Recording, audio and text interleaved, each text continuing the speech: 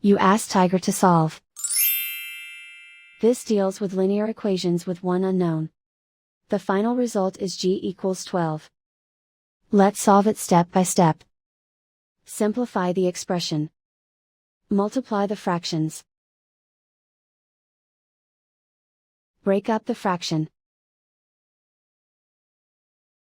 Find the greatest common factor of the numerator and denominator.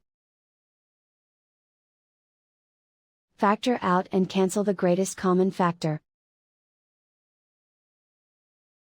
Group all constants on the right side of the equation. Add 1 to both sides. Simplify the arithmetic.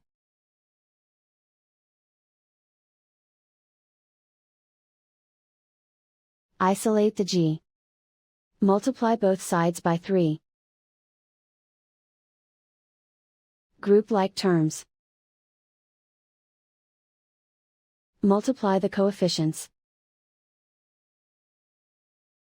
Simplify the fraction. Simplify the arithmetic. And so the final result is g equals 12.